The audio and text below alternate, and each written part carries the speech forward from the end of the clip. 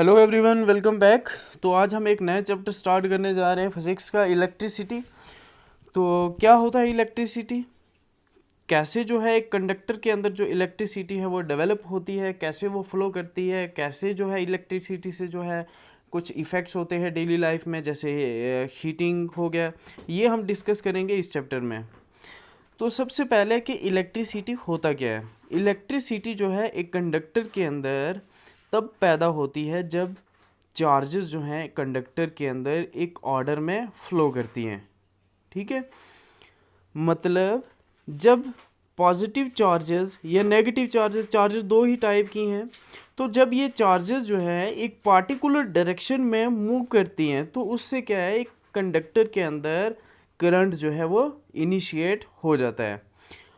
अब आगे बढ़ने से पहले जो है कुछ बेसिक चीज़ें वो देख लेते हैं। सबसे पहले है कि कंडक्टर्स क्या होते हैं। ठीक है, बिल्कुल बेसिक है। कंडक्टर्स जो है कहते हैं ऐसे मटेरियल्स को जिनसे इलेक्ट्रिक करंट जो है वो पास हो जाता है, मतलब जो इलेक्ट्रिसिटी को कंडक्ट करते हैं, जैसे आयरन हो गया, कॉपर हो गया, एल्युमिनियम हो गया।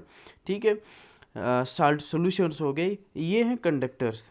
अब उसके बाद है इंसुलेटर्स। इंसुलेटर क्या होते हैं, ऐसे सब्सटेंसेस या ऐसे मटेरियल्स जिनसे इलेक्ट्रिक करंट जो है वो पास नहीं हो सकता, मतलब जो बैड कंडक्टर हैं इलेक्ट्रिक करंट के, जैसे प्लास्टिक हो गया, वुड हो गया, पेपर हो गया, क्लॉथ हो गया, ये सारी चीज़ें जो है ये क्या हैं, इंसुलेटर्स हैं। तो मैंने बताया आपको कि जो इलेक्ट्रिसिटी है कंडक्टर के अंदर वो पैदा होती है जब उसमें चार्जेस जो हैं उनकी एक पार्टिकुलर डायरेक्शन होती है। अब चार्जेस क्या है, देखो, एक एलिमेंट है, उसके अंदर एटम्स होते हैं, और एटम की स्ट्रक्चर आपने देखा होगा कि एटम में प्रोटॉन्स होते हैं, इलेक्ट्रॉन्स होते हैं और न्यूट्रॉन्स होते हैं। प्रोटॉन जो हैं ये आपने पढ़ा भी होगा कि हमेशा इनके ऊपर पॉजिटिव चार्ज होती है, इलेक्ट्रॉन्स पे नेगेटिव चार्ज होती है, और जो न्यूट्रॉन्स हैं इन पे कोई भी चार्ज नहीं होती, मतलब ये न्यूट्रल होते हैं। ठीक, ये आगे एटम में जो चार्जेस होती हैं। अब फिज़िक्स में यहाँ पे जो चार्ज है, सबसे पहले कि इसको हम डिनोट करते हैं स्मॉल क्यू से या फिर कैपिटल क्यू से लिखते हैं। अगर कहीं पे भी आपको आगे नेक्स्ट जो है इस चैप्टर में कहीं पे क्यू आया है, कैपिटल क्यू या स्मॉल क्यू आया है, तो इसका मतलब क्या है कि वो चार्ज है। उसके बाद जो चार्ज है इसकी एसआई यूनिट जो है वो है कूलम। ठीक, अब एसआई यूनिट क्या है कि जैसे डिफरेंट क्वांटिटीज़ होती है, जैसे वेट हो गया, लेंथ हो गई। ठीक है, वेट के लिए केजी है, लेंथ के लिए मीटर है, एसआई यूनिट। इसी तरह से जो चार्ज है इसकी एसआई यूनिट क्या है, कूलम है। उसके बाद चार्ज की एक प्रॉपर्टी होती है कि जो सेम टाइप की जो चार्जेस होती हैं, सेम टाइप की चार्जेस, मतलब दो अगर नेगेटिव नेगेटिव चार्जेस हम एक दूसरे के पास रख देंगे तो ये चार्जेस जो हैं एक दूसरे को क्या करेंगे, रिपेल करेंगे। ठीक है, यहाँ पे देखो, ये जो चार्जेस हैं सेम टाइप के चार्जेस जो हैं ये रिपेल करती हैं। और इसी तरह से अनलाइक जो चार्जेस हैं, मतलब एक पॉजिटिव चार्ज है उसके साथ में नेगेटिव चार्ज है, तो ये दोनों चार्जेस जो है एक दूसरे को क्या करेंगी, अट्रैक्ट करेंगे। ये हो गई चार्ज की एक और प्रॉपर्टी। उसके बाद जो चार्ज है ये क्वांटाइज्ड होती है। क्वांटाइज्ड, क्वांटाइज्ड का मतलब क्या है कि देखो, एक इलेक्ट्रॉन के ऊपर चार्ज कितनी होती है, 1.6 इंटू 10⁻19 कोलम, ये होती है एक इलेक्ट्रॉन के ऊपर चार्ज। चार्ज क्वांटाइज का मतलब क्या हो गया कि क्यू इक्वल टू, ये हो गया charge Q plus minus N E. ठीक है, एन यहाँ पे ये क्या है, ये हो सकता है 1 2 3 4 5, मतलब जो चार्ज होती है ये हमेशा मल्टीपल में होती है किसके, इलेक्ट्रॉन के। ठीक है, मतलब जो चार्जेस होती हैं, ठीक है, ये होल नंबर की फॉर्म में ही होती है। ठीक है, मतलब इसको हम फ्रैक्शन की फॉर्म में नहीं लिख सकते, 1/2 हो गया, 0.5 हो गया। ठीक है, चार्ज जो है ये हमेशा होल नंबर की फॉर्म में होती है, और साथ में ये मल्टीपल होती है किसके, इलेक्ट्रॉन पे, मतलब जितनी चार्ज एक इलेक्ट्रॉन पे है। ठीक है, तो क्वांटाइज का मतलब क्या हो गया कि जब भी कहीं पे कोई चार्ज हमने, ठीक है, मेज़र करनी है, कहीं पे फाइंड करनी है, तो वो हमेशा, ठीक है, इसकी मल्टीपल फॉर्म में होगी। तो उसके बाद है नेक्स्ट, इलेक्ट्रिक करंट क्या होता है? अब करंट क्या होता है कि किसी कंडक्टर के अंदर, मैंने बताया आपको कि इलेक्ट्रॉन्स हो गए, प्रोटॉन्स हो गए, मतलब जो चार्जेस हैं उनकी फ़्लो की वजह से इलेक्ट्रिक करंट पैदा होता है। ठीक, तो इलेक्ट्रिक करंट क्या हो गया कि किसी कंडक्टर के अंदर जितने टाइम में कोई चार्जेस फ़्लो कर रही है, ठीक है, उसको हम कहते हैं इलेक्ट्रिक करंट, मतलब rate of flow of charges. तो इलेक्ट्रिक करंट जो है इसको हम आई के साथ डिनोट करते हैं, ठीक है, और अगर इसको हम मैथमेटिकल फॉर्म में, ठीक है, इस तरह से लिखें तो ये होगा I equal to Q upon T. ठीक है, क्यू यहाँ पे क्या है, चार्ज है, और टी क्या है, टाइम, मतलब rate of flow of charge, कि एक कंडक्टर के अंदर, ठीक है, किसी पार्टिकुलर टाइम में कितनी चार्जेस फ्लो हो रही है उसको हम कहते हैं इलेक्ट्रिक करंट। ठीक, अब ये वाली जो फॉर्म है, ठीक है, ये जो डेरिवेशन है इसको हम इस तरह से भी लिख सकते हैं। क्या हो, अगर हमें फाइंड करना हो, आपको क्वेश्चन आ सकता है इसके ऊपर, कहीं पे न्यूमेरिकल क्वेश्चन आ सकता है। अगर कहीं पे आपको जो है सीधा करंट पूछा हुआ है, चार्ज दी हुई है, टाइम दिया हुआ है कि इतने टाइम में इतनी चार्जेस फ्लो करनी है, तो करंट बताओ कितना है, तो उसके लिए सीधा फार्मूला ये आपने यूज़ करना है। अगर कहीं पे आपको चार्जेस फाइंड करनी है, ठीक है, तो उसके लिए फार्मूला क्या बन जाएगा, क्या बन जाएगा, क्या वो हमें फाइंड करना है तो ये सीधा एक दूसरे का मल्टीपल हो जाएगा, तो फार्मूला बन जाएगा क्या equal to I into T. अब अगर इसी तरह से हमें कहीं पे टाइम फाइंड करना है, ठीक है, कहीं पे दिए हमें कि इतनी चार्जेस फ्लो करनी है, कुछ चार्जेस फ्लो कर रही हैं और उसकी वैल्यू हमें दी हुई है, और साथ में हमें करंट जो है वो भी बताया हुआ है कितने एम्पेयर जो है वो फ्लो कर रहा है, तो बताओ कि इसका टाइम पीरियड क्या होगा, तो उसके लिए ये वाला फार्मूला जो है वो यूज़ करना है। ठीक, यहाँ पे आई करंट है, ठीक है, क्या हो गया चार्ज, और टी जो है ये क्या है, टाइम टेकन, कि मतलब कितना टाइम ले रही है कोई चार्ज। अब उसके बाद है कि जो इलेक्ट्रिक करंट है इसको मेज़र किस में करते हैं, एम्पियर में। किस में, एम्पियर में। कि जैसे जो चार्ज होती है, जब भी हमें कहीं पे चार्ज लिखना है तो उसके साथ में हमें लिखना है कॉलम, ठीक है, या पूरा लिख सकते हैं या हम सी लिख सकते हैं। अब इसी तरह से जो इलेक्ट्रिक करंट है इसकी यूनिट क्या है, एम्पियर। ठीक है, आगे समझ, एम्पियर है यूनिट इलेक्ट्रिक करंट की। अगर हम बताएं कि भाई 1 एम्पियर किसके बराबर है, तो 1 एम्पियर किसके बराबर होगा, फार्मूला क्या है, आई इक्वल टू क्या हुआ अपन टी। तो ये जो आई है ये 1 कब होगा, 1 कब होगा, अगर यहाँ पे चार्ज जो है ये 1 होगी और टाइम जो है ये 1 सेकेंड होगा। मतलब चार्ज अगर हमारे पास 1 कूलम है और टाइम जो है ये 1 सेकेंड है, तो उस वक़्त ये दोनों कैंसिल हो जाएंगे और हमारे पास बचेगा 1।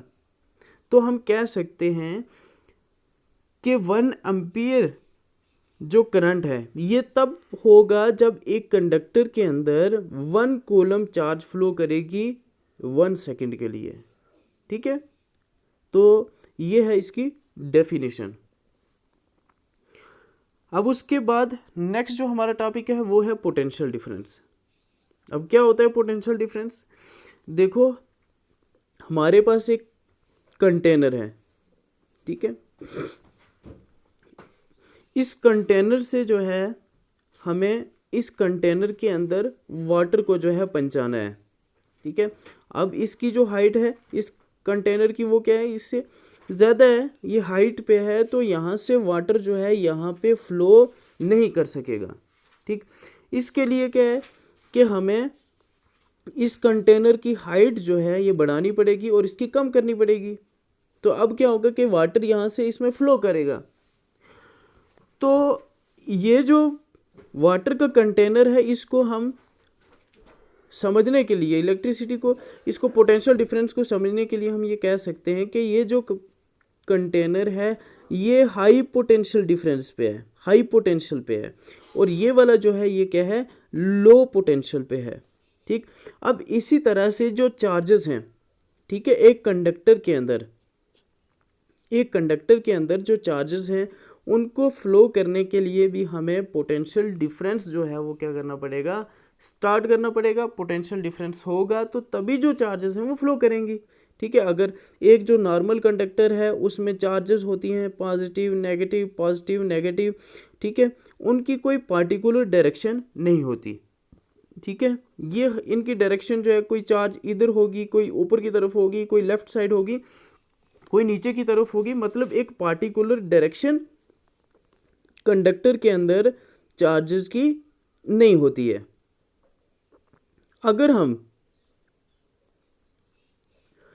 अगर हम इस कंडक्टर को एक बैटरी के साथ जोड़ देते हैं यहाँ पे, ठीक है, एक बैटरी के साथ जोड़ देते हैं, तो इस कंडक्टर के अंदर क्या होगा कि एक पोटेंशियल डिफरेंस जो है वो क्या होगा, सेटअप होगा।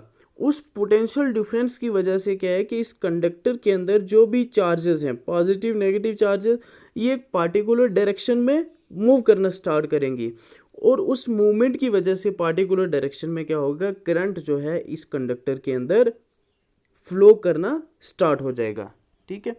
अब आमतौर पे जो है, जो इलेक्ट्रिक करंट है इसकी डायरेक्शन क्या होती है, ये बैटरी का पॉजिटिव टर्मिनल है जो लॉन्गर है, और ये है नेगेटिव टर्मिनल।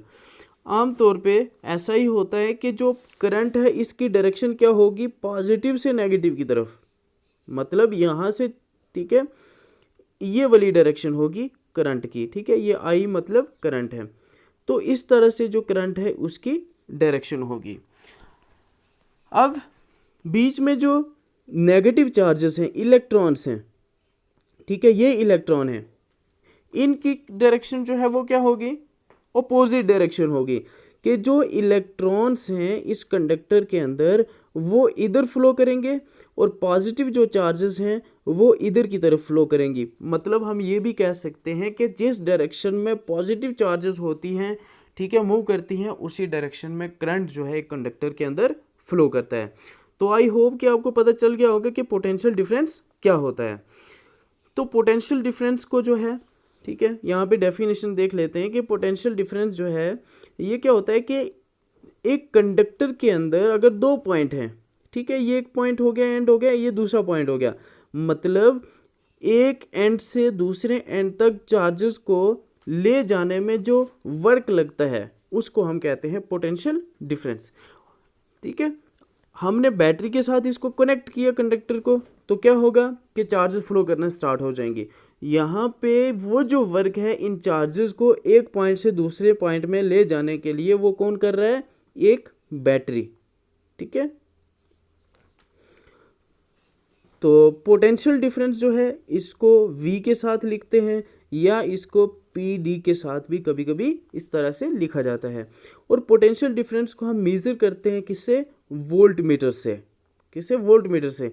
अगर हम इसको वर्ड इक्वेशन में लिखें तो इसका फार्मूला क्या बन जाएगा, potential difference equal to work done upon charge, मतलब कि जितना भी वर्क डन होता है एक चार्ज को एक पॉइंट से लेके दूसरे पॉइंट पे ले जाने के लिए, ठीक है, किसी चार्ज को एक पॉइंट से दूसरे पॉइंट पे ले जाने के लिए जो वर्क होता है उसको हम कहते हैं पोटेंशियल डिफरेंस, ठीक है।